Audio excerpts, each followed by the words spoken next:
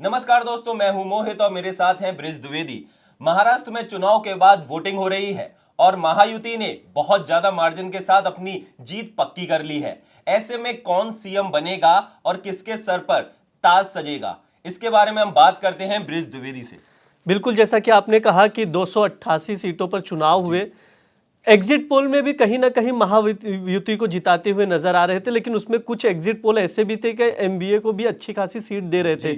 लेकिन जिस हिसाब से रुझान आ रहे हैं वो एक तरफा आ रहे हैं। आपने भी देखा कि लगभग में मतलब एक तरफा सरकार बनते 220 रुझान में आप मतलब समझ रहे हो, ये एक तरह से इतिहास। बीजेपी कहीं ना कहीं इतिहास रचने जा रही है महाराष्ट्र में। ये बहुत अहम बात है इस चुनाव की। अकेले अगर देखें तो बीजेपी की 120 से ज्यादा सीटें दिख रही हैं आते हुए, तो कहीं ना कहीं बीजेपी ने अपना जो परफॉर्मेंस है वो पहले से भी ज्यादा बेहतर कर लिया। बहुत ज्यादा बेहतर, क्योंकि शुरू से ये अंदाजा लगाया जा रहा था कि जब भी सीएम चेहरे की बात होगी तो बीजेपी कितनी सीट लाती इसी पर तय होगा कि सीएम कौन बनेगा महाराष्ट्र का। अगर बीजेपी पिछले बार का रिकॉर्ड अपना तोड़ती है और सीटें ज्यादा से ज्यादा निकालती है तो उसे थोड़े से सपोर्ट की जरूरत होगी, तो सीएम कैंडिडेट कहीं ना कहीं अपना चेहरा ही बीजेपी रखेगी। बिल्कुल। एकनाथ शिंदे के ऊपर सवाल खड़े होंगे अब, जिस हिसाब से अगर यही रुझान नतीजों में कन्वर्ट होते हैं तो। अगर देखा जाए तो देवेंद्र फडणवीस हैं एक तरफ, जो डिप्टी सीएम है, और दूसरी तरफ एकनाथ शिंदे जो प्रेजेंट में मुख्यमंत्री हैं। तो कहीं ना कहीं जो 2.5 साल का जो टाइम पीरियड था उसमें एकनाथ शिंदे को जगह मिली थी, लेकिन अब जो 5 साल का जो टाइम पीरियड होगा उसमें मुझे तो ऐसा लगता है कि कहीं ना कहीं बीजेपी अपना कैंडिडेट लाना चाहिए। देखो, सबसे बड़ी बात यह है कि देवेंद्र फडणवीस बीजेपी के प्रमुख चेहरों में से एक है। महाराष्ट्र की बात करें तो सिर्फ एक चेहरा है जो राज्य की राजनीति में काफी ज्यादा प्रभाव रखता है बीजेपी की ओर से। वो भी चाह रहे हैं कि वो सीएम बने, लेकिन मजबूरी वह सरकार चलानी है, इस वजह से एकनाथ शिंदे को सीएम बनाया गया। लेकिन अगर बीजेपी जो रुझान आ रहे 120, आपने बताया कि रुझानों में बीजेपी आगे है, अगर यही नतीजों में कन्वर्ट होता है 120 के आसपास कहीं बीजेपी रहती तो बीजेपी कॉम्प्रोमाइज नहीं करेगी। वो अपने ही पार्टी के देवेंद्र फडणवीस हो सकते जो प्रमुख चेहरे हैं सीएम फेस की, क्योंकि सीएम फेस की लड़ाई कल से शुरू हो गई थी। मैं आपको बता दूं, अजीत पवार के जो घर है बारामती, और वहां के रोड पे भी पोस्टर्स लग गए थे कि अजीत दादा सीएम, मुख्यमंत्री, आमचा मुख्यमंत्री। दादा मतलब होता है बड़े भाई हाँ महाराष्ट्र में। तो आप समझिए कि पोस्टर वॉर वहीं से शुरू हो गया था कि मुख्यमंत्री कौन बनेगा। अभी अगर देखा जाए तो अजीत पवार के एरिया में जो बारामती एरिया है वहां पे पटाखे फोड़ना शुरू कर दिया। हाँ, क्योंकि अजीत पवार रुझान में आगे चल रहे हैं, वो अपनी सीट निकाले, से ज्यादा वोटों से आगे चल रहे हैं। और अगर मैं ये पूछूं आपसे कि जिस तरीके से महायुति इतने ज्यादा मार्जिन से आगे चल रही है, तो इसके पीछे कारण क्या रहा? देखो, जब मुद्दों की लड़ाई हुई, असली शिवसेना नकली शिवसेना की लड़ाई हुई, एनसीपी में 2 गुट बट्टे, मतलब तरह तरह की चीजें। सबसे बड़ा बयान जो बीजेपी की ओर से भी दिया गया, वहां पर नारे भी लगे कि बटेंगे तो कटेंगे, एक है तो सेफ है, इस तरह के। तो इससे ये इंडिकेशन मिला कि कहीं ना कहीं वो Maratha Hindu vote bank target करके चल रहे थे। ओबीसी वोट बैंक भी था, वो कहीं ना कहीं बीजेपी की ओर और महायुति की ओर आता हुआ दिखाई दिया। ये चुनाव में स्पेशली महिलाओं का वोट बैंक काफी इंपॉर्टेंट था। महिलाओं का वोट इनको मिला क्योंकि इन्होंने कई योजनाओं की घोषणा की, जिससे जो ग्रामीण क्षेत्र की बात करें वहां पर इनको काफी ज्यादा सपोर्ट मिलता हुआ दिखा। जो अभी तक रुझान आ रहे उसके अकॉर्डिंग कहा जा सकता है 3-4% जो वोट शेयर जो बड़ा है उसमें महिलाओं का बहुत बड़ा रोल रहा है। बहुत ज्यादा, क्योंकि बीजेपी जिस हिसाब से कहा जा रहा था, जब तक नतीजे रुझान जो थे उसमें यही अंदाजा लगाया जा रहा था कि इतना ज्यादा प्रभाव नहीं दिख रहा था ग्राउंड लेवल, लेकिन जिस हिसाब से रुझान आ रहे उस हिसाब से चौंकाने वाले सब अनएक्सपेक्टेड है ये। मैं कहीं ना कहीं महायुति ने जो करके दिखाया है वो आज तक महाराष्ट्र के इतिहास में नहीं हुआ है। लेकिन उद्धव ठाकरे के लिए बहुत बड़ी चुनौती है, क्योंकि उद्धव ठाकरे विश्वासघात की बात कर रहे थे, उद्धव ठाकरे इमोशनल कार्ड हाँ असली शिवसेना की बात कर रहे थे। मुद्दे कहीं ना कहीं मतलब उद्धव ठाकरे की ओर से और बेहतर उठाए जा सकते थे, क्योंकि उद्धव ठाकरे की बात है वो महाराष्ट्र की राजनीति में बहुत ज्यादा प्रभाव रखता है।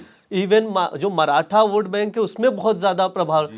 ये सवाल लगातार पूछा जाएगा, अपनी पार्टी में भी उनको विचार करने की जरूरत है कि कहां चूक हो गई कि जो वो भी वोट बैंक नहीं मिल पा रहा है। आपसे जैसे पिछली बार बात हुई थी तो विदर्भ का डिस्कशन हुआ था, तो आपको क्या लग रहा है कि विदर्भ में किसकी परफॉर्मेंस बहुत बेहतर? देखो, विदर्भ की बात करें तो आप मराठवाड़ा जो था एरिया जो पूरा है, जब मराठा आंदोलन भी शुरू हुआ, मनोज जरांगे की बात करें या किसी की बात करें तो काफी ज्यादा चर्चा हुई, बहुत ज्यादा चर्चा हुई कि अपने 16 कैंडिडेट को लेके आ रहे थे, फिर बैकआउट किया उन्होंने, तो कहीं ना कहीं एनसीपी का प्रभाव रहा है, बीजेपी का भी प्रभाव रहा है उस सीट पर, लेकिन जिस हिसाब से मनोज जरांगे पीछे हटे उसका कहीं ना कहीं बेनिफिट इन पार्टियों को मिलता हुआ दिख रहा है अभी तक।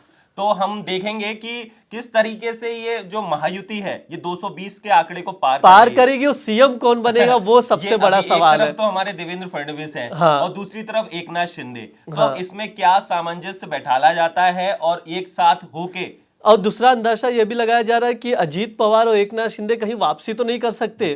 ये सवाल भी उठ रहा है, क्योंकि अगर सीएम नहीं बन रहे हैं तो ये हो सकता है कि एकनाथ शिंदे और अजीत पवार की घर वापसी हो जाए। तो सीएम के फेस की लड़ाई बहुत दिलचस्प है, बहुत दिलचस्प। अगर हम बात करें कि जिस तरीके से देवेंद्र फडणवीस ने अपनी परफॉर्मेंस दिखाई है, तो कहीं ना कहीं बीजेपी वहां स्ट्रांग हुई है, क्योंकि वहां पे एक ही चेहरा थे देवेंद्र फडणवीस। तो उनके साथ जिस तरीके से एकनाथ शिंदे को डिप्टी सीएम बना दिया गया, तो पहले भी अनुमान लगाया जा रहा था कि उनको दोबारा से सीएम बना सकती है बीजेपी। देखो, देवेंद्र फडणवीस की जहां तक बात है तो दक्षिण पश्चिम से आते हैं, यहाँ से नागपुर सीट से चुनाव लड़ रहे हैं। नागपुर आरएसएस का गढ़ रहा है, अभी भी है गढ़। तो अपने आप में ही उनका जो आरएसएस से जुड़ाव है उससे उनका प्रभाव काफी ज्यादा बढ़ जाता है बीजेपी में। तो आरएसएस भी चाहेगी या बीजेपी भी चाहेगी कि देवेंद्र फडणवीस ही सीएम बने। तो ये प्रभाव कहीं ना कहीं एकनाथ शिंदे के लिए चुनौती खड़ा होने वाला है। और जिस हिसाब से रुझान आए, जो 120 की बात हो रही है, उससे तो कहीं ना बीजेपी कॉम्प्रोमाइज करती हुई दिखेगी नहीं। हमने देखा है कि पिछले कुछ दिनों से जिस तरीके से योगी आदित्यनाथ जो मुख्यमंत्री हैं यूपी के, उनकी बहुत सारी जनसभाएं हमने देखी और उन्होंने जिस तरीके से नारे दिए कि कटेंगे तो बटेंगे और बटेंगे तो कटेंगे, इस तरीके के जो नारे दिए हैं उसका कहीं ना कहीं प्रभाव होता दिखा है। बिल्कुल, बहुत ज्यादा ये इसका प्रभाव। देखो, इससे ज्यादा जो मैं अभी ब्यूरो से ही बात कर रहा था, महाराष्ट्र ब्यूरो से हमारे जागरण के, तो वो बताए कि बटेंगे और कटेंगे ये नारे से ज्यादा प्रभाव जो योजना लाई गई है उसका है। लाडली योजना की बात करें, जिससे वहां के लोगों को बेनिफिट मिलेगा, गरीब लोगों को, किसानों को, उसका सबसे ज्यादा इम्पैक्ट पड़ा है। जैसे कि हम बात करें महाराष्ट्र में है बीजेपी भी और साथ में शिवसेना एकनाथ शिंदे गुट और एनसीपी अजीत पवार गुट साथ में मिलके महायुति गठबंधन को देख रहे हैं। तो कहीं ना कहीं इसमें भी आज भी नरेंद्र मोदी फैक्टर चलता है। हाँ, कह सकते हैं, लेकिन महाराष्ट्र के चुनाव में बहुत ज्यादा प्रभाव नहीं है नरेंद्र मोदी का, पीएम मोदी का बहुत ज्यादा, क्योंकि वहां की राजनीति बहुत अलग है। वहां का अगर लोकसभा चुनाव होती तो अलग बात था। जब भी विधानसभा चुनाव की महाराष्ट्र की बात करें तो शिवसेना का प्रभाव शुरू से रहा है, कांग्रेस की भी दावेदारी रही, बीजेपी का अपना बीजेपी का चेहरा रहा है, पीएम मोदी का नहीं। बीजेपी का चेहरा बहुत इंपॉर्टेंट रोल प्ले करता है महाराष्ट्र में। और तो वहां का मतलब जो नागपुर है, जो एरिया है, वो कहीं ना कहीं आज भी वो इम्पैक्ट डालता है महाराष्ट्र की राजनीति में। बिल्कुल। तो आगे देखने वाली बात ये होगी कि सीएम का चेहरा कौन बनता है और किसके सर पे ताज सजता है। आगे देखने के लिए देखते रहिए दैनिक जागरण।